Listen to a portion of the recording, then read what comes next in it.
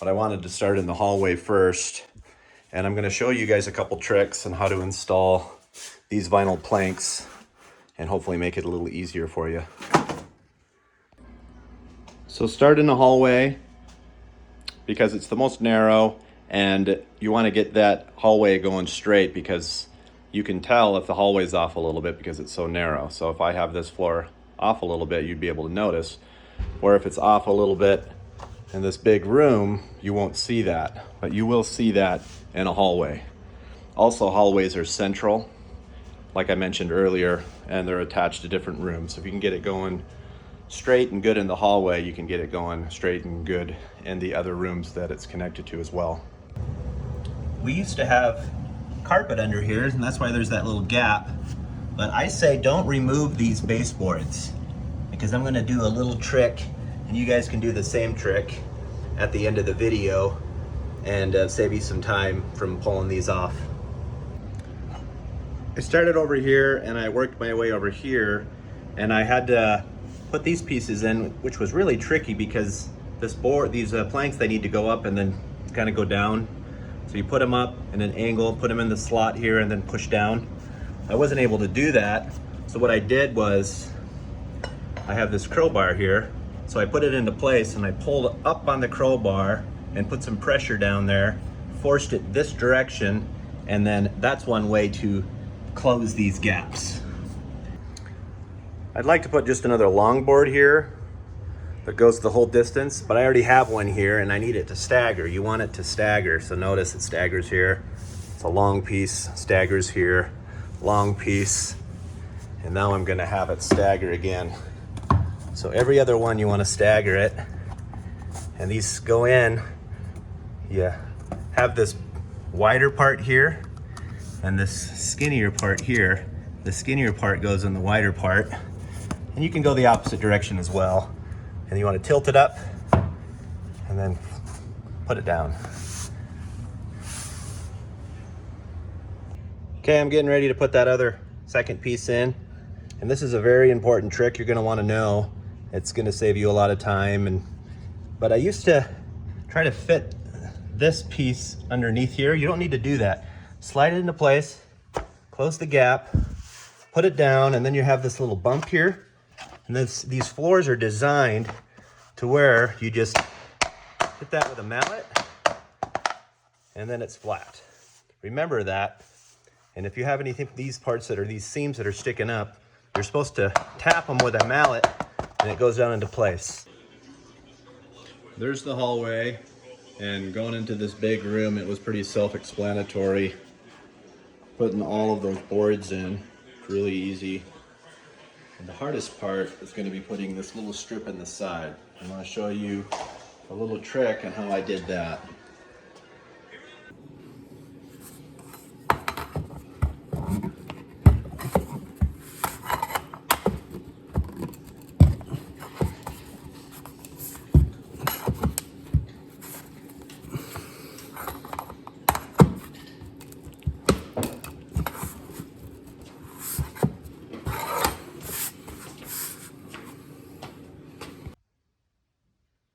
Okay, now I'm going from the hallway into the bedrooms, and just continuously without any thresholds.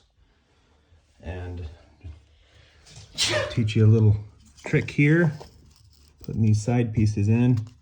I'll close that gap, make that flush here in the front, of course, and all that needs is just a little bit. If you put a crowbar on it and you just put your weight down on it, it'll fasten that together. See that? Here's another little trick that's going to save you time. I'm starting from this end going this way, and it's easy, you know, you can get the material under the baseboard there, but you get down to here, it's kind of tricky to install these last pieces. So don't even cut them underneath the baseboard. I'm going to show you why you don't have to do that. Just put them in like this so that it can clear the baseboard. See that? It's a lot easier. And notice how there's a gap underneath there, and then there's a gap from here to here as well. What's going to solve that are these pieces. You can get them at Lowe's or the Home Depot. these white pieces, and they'll cover that gap. So you install these last, of course, but it'll save you some time not having to fit the pieces under the baseboard. Of course, just pound those in at the end, and it's nice and flush and tight. Here's another trick that's going to save you time. Notice how I have a full piece and a cut piece and a full piece, cut piece, because you want them to stagger. You see how they're staggering.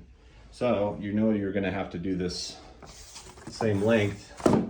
See, there's my cut piece and then my full piece. So these cut pieces, you know you're going to have to go the same length of the whole room. So why don't you just cut 10 or 12 at a time? Therefore, you don't have to make several trips to make the same cut. These pieces that fit up against these contours are kind of all tricky, but here I'm just gonna have this go underneath a little bit, and then it looks like I left about, I don't know, maybe a 1/4 of an inch there, because I gotta cut off maybe a 1/4, 3/8 of an inch here, and I just kind of drew that contour here, you know, as best I can. It doesn't need to be perfect, because you can fill it in with white caulk later.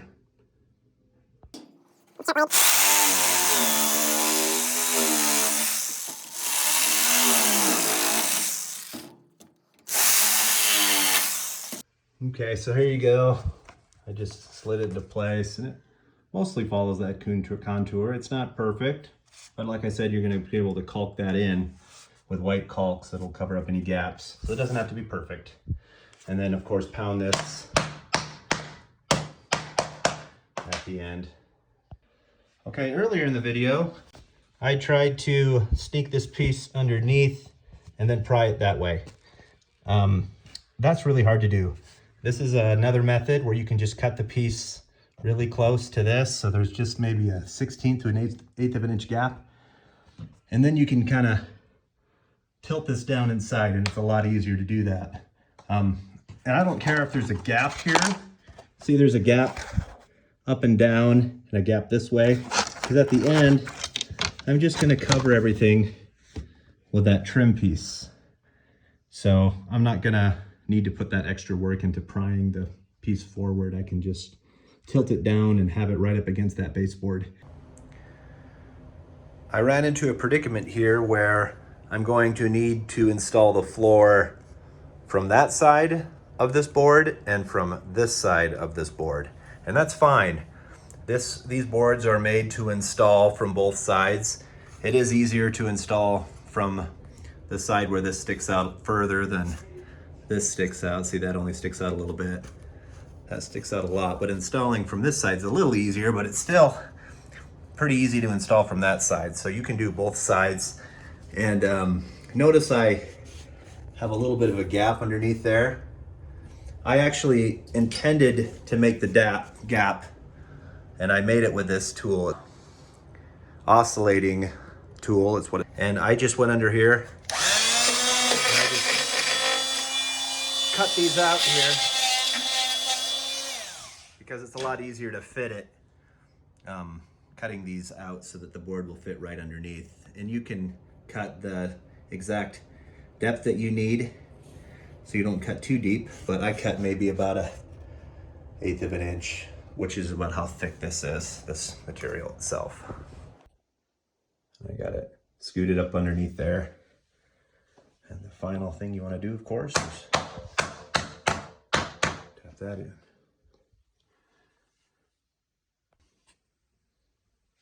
So you can see I got that underneath there, and now I got to work on the second piece. I just wanted to show you how I line this out here with my pencil so I know where to cut.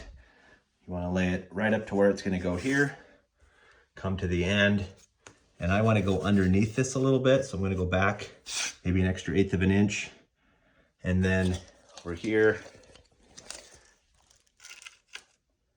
see, that's about 3 3/4. I want to do a little bit more than that so I don't have to cut it a second time. So I went, you want to measure from there, not back here. Don't measure from back there, you want to measure from here. Okay, and then I'm going to go maybe an extra, you know, closer to 4 inches, give you an extra 1/8 of an inch so I don't have to cut it a second time just in case. with a jigsaw. I'll just mark that out.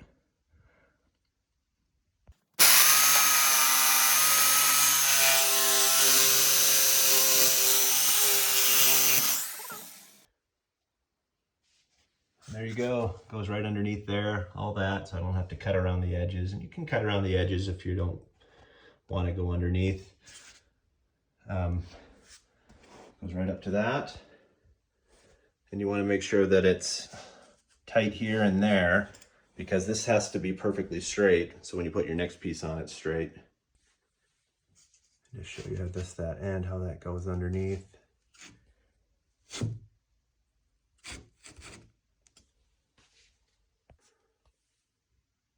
Okay, so the whole reason why I'm doing this, I don't want to take these baseboards off, take out all the screws, bring them down, fix this line. I just want to leave the baseboards on, install the floor underneath the baseboard, and then install this trim piece over the top of that. It makes it much easier and quicker if you're okay with having a little trim piece at the bottom. Covers up, see these gaps here? Covers up all the gaps. And all you really need to do to install it is pin them in. Here's the new floor. You don't need thresholds everywhere, but I just butted it up to the tile there. And these are the pieces that I installed at the bottom. I didn't want to have to remove this baseboard because there's a ton of it. So I just left this here. And there was a gap between here and here, and I just installed this. It's actually made out of plastic. It can bend, you can get them at the Home Depot. But for those of you that don't want to remove the baseboards, this is the trick you want to do. I just, again, met this up with the other vinyl floor, and I just silicone in between. Didn't need to make a threshold. Of course, this is nice because just extended the floor all the way into here. And extended the floor all the way into here. Into the closets.